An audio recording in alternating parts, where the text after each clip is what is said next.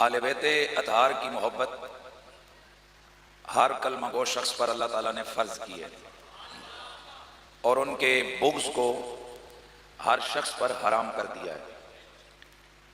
मोहब्बत रिसालत मआब का तकाजा यह है कि हुजूर के प्यारों से प्यार किया जाए और हुजूर के दुश्मनों से दुश्मनी रखी जाए। रबीउल अबरार के अंदर अल्लामा ज़माख़शरी मौलारी का एक कौल लेकर आए। आप फरमाते हैं कि दोस्त भी चंद तरह के होते हैं और दुश्मन भी चंद तरह के होते हैं। एक तो होता है डायरेक्ट दोस्त, ये भी दोस्त होता है। एक होता है दोस्त का दोस्त, ये भी दोस्त होता है। और एक होता है दुश्मन का दुश्मन, ये भी दोस्त होता है। और फरमाते हैं दुश्मन भी तीन तरह के हैं। एक तो डायरेक्ट दुश्मन,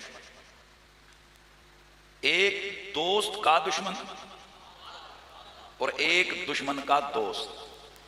जब आप ये समझ चुके हैं तो फिर मोहब्बत का तकाजा यह है कि बंदा महबूबों से दोस्ती तो करे ही करे, उनके दुश्मनों से दुश्मनी भी करे। अहले बैत अतहार की मोहब्बत ये तो है ही है। कोई शख्स कलमा पढ़ने वाला आपको ऐसा नहीं मिलेगा जो कहता हो कि मैं अहले बैत से मोहब्बत नहीं करता। वो लाजमी मोहब्बत का दावा करेगा, क्योंकि अगर वो कहता है मैं मोहब्बत नहीं करता तो उसको तो कोई मुसलमान मानने कोई तैयार नहीं है। क्योंकि ईमान की अलामतों में से जो बड़ी अलामत है वो तो है ही है कि बंदा नबी और आले नबी से प्यार करे। लेकिन बहुत सारे लोग वो होते हैं कि जो कलमा पढ़कर बावजूद ईमान का दावा करने के वो अंदर से उस कलमे के तकाजों से मुतफिक नहीं होते हैं। उन्हें शरीयत की जुबान में मुनाफिक कहते हैं। और नबी पाक सल्लल्लाहु अलैहि वसल्लम ने मुनाफिकों की जो निशानियां बयान की हैं उनमें से सबसे अहम तर जो निशानियां हैं उनमें से बड़ी निशानी है कि फरमाया कि वो मेरी आले बैत से बुग़्ज़ रखते हैं।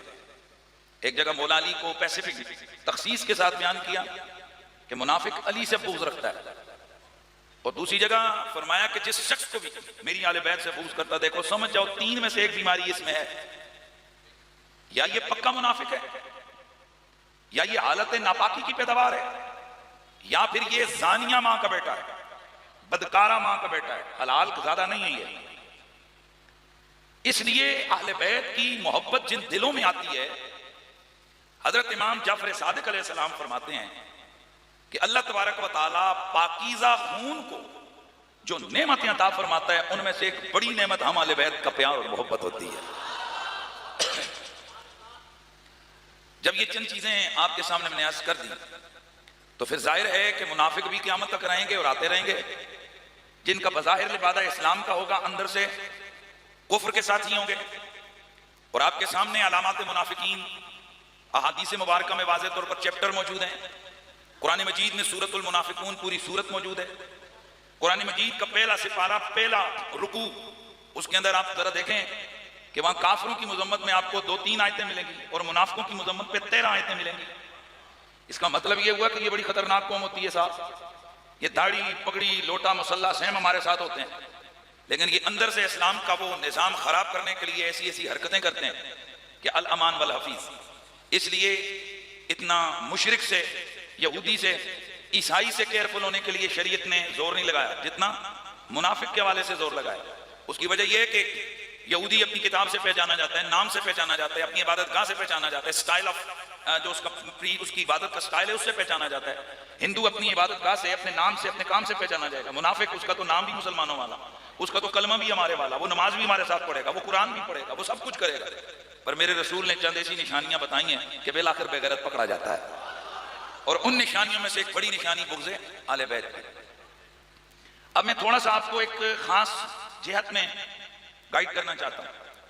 एक आदमी जुल्मन उसके खानदान को जालिमों ने पकड़ के मारा हो,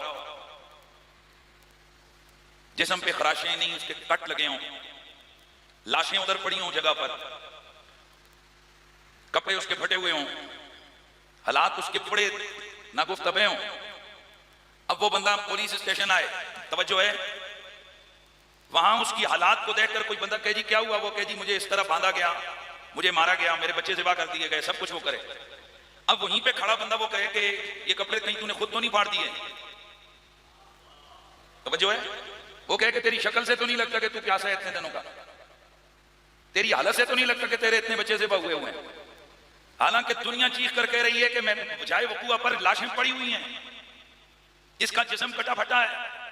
तो ईमान से बताइए, ऐसे शख्स के जो वाज़ेह तौर पर एक मजलूम के उस जुल्म की कैफियत को देखकर जो उस पर ढाया गया है, उसके बावजूद बीच में से वो बातें निकाले कि ये कहीं को गड़बड़ तो नहीं कर दी, को फलाना तो नहीं कर दिया, आप उसको मजलूम का साथी कहेंगे कि जालिम का साथी कहेंगे?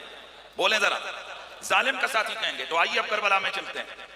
करबला में मेरे मुस्तफा के खानदान की कलियों को बेदर्दी से काटा गया।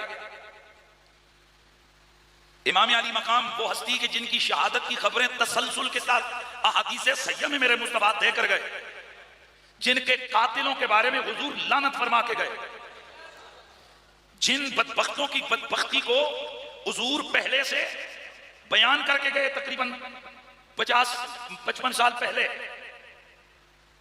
इतना अरसा कब्ल मेरे हुजूर मुसलसल सहाबा को बताते रहे, मेरा ये बेटा जुल्मन करबला में शहीद हो जाएगा। करबला मैंने लफ्ज बोला, हदीस में जुल्मन कत्ल हो जाएगा के अल्फाज हैं। और मदीने का बच्चा बच्चा कहता है कि खबर रसूल की वजह से हम में से हर शख्स को पता था कि हुसैन करबला में, यानी हुसैन जो है ना वो अल्लाह की राह में शहीद होंगे। गोया शहादत हुसैन ये ऐसा मुसल्लमा अमर है कि रसूलुल्लाह की खबरें, मौला अली की खबरें, सहाबा का यकीन और बाद शहादत पूरी उम्मत का यकीन कि इमाम हुसैन शहीद हुए, इमाम हुसैन शहीद हुए। तो शहीद जब हमने मान लिया तो उनको शहीद करने वाले को कातिल और जालिम तो फिर मान लिया, क्योंकि अगर ये शहीद हैं तो फिर तब ही शहीद कहलाएंगे कि ये राह हक पे हों, ये हक के अलमबरदार हों, ये हक के रास्ते पे हों और ये जुल्मन कत्ल किए गए हों। तो जब पूरी उम्मत, नबी, सहाबा, अहले बैत, औलिया, पूरी उम्मत मुस्लिमा ये इस बात पर मुत्तफिक है कि हुसैन इब्ने अली शहीद हैं, तो जब हुसैन की शहादत मुसल्लमा है तो फिर हुसैन का कातिल तो लानत ही हुआ ना। फिर हुसैन इब्ने अली के कातिलीन वो तो आज खुद साबित हो गया कि वो मरदूद हैं, वो मुअज़्ज़ब खालिक का निशाना है, वो बदबख्त हैं। अब अगर कोई आज के दौर में वो जो वाक़यात करबला हुए, जो शहादत के मामलात हुए, उनको डैमेज करने के लिए अपनी तरफ से अकल के जो कौशलों पर, अकल के जिसे कहते हैं ना तीर चलाए और अकली तराजू कायम करके उस पर उन वाक़यात को तोल करके ये कैसे हो सकता है, तो बताइए फिर ऐसे बंदे के मुनाफिक होने में कोई शक रहता है? तो आओ फिर उन मुनाफिकों की जो मुनाफिकत, उनके जो सवालात हैं, मौला अली के गुलाम जिंदा हैं। हर बंदे की ड्यूटी होती है, हमारी ड्यूटी अगर हमें अल्लाह ताला ने इल्म की दुनिया में कुछ थोड़ा शऊर अता किया है तो फिर हमारी जिम्मेदारी है कि हम आले बैत अतहार की खिदमत अपने इल्म के जरिए से करके जाएं। हम उनकी अजमतों का पहरा अपनी तहकीक, अपनी तकरीर, अपनी तहरीर, अपने इल्म के जरिए से देके जाएं, क्योंकि आगे चलकर हमसे पूछा जाएगा। आज अगर कोई अमीर ज्यादा है, अमीर कबीर है, उसके पास दौलत ज्यादा है, वो आलिम नहीं है, तो उससे ये नहीं पूछा जाएगा फला मौलवी ने ये मसला किया था, तूने जवाब क्यों नहीं दिया। उससे ये पूछा जाएगा कि मेरी आले बैत का फर्द भूखा मर रहा था, तूने खिदमत क्यों नहीं की। तो हर बंदे से अपना अपना सवाल होगा, हर आदमी सोचे कि क्या उसने उस सवाल का जवाब तैयार किया हुआ है। तो ये गोया हम उन सवालों के जवाब तैयार कर रहे हैं कि जब हमसे पूछा जाए कि तुम हमारी आल के लिए क्या करके आए हो, तो हम कहते हैं या रसूल अल्लाह, दिन रात हमने अगर किताबें खंगाली हैं तो आपकी आले बैत की तकद्दुस महावियों की दिफा के लिए, उनकी अज़मतों की हिफाजत के लिए हमने ये दलाइल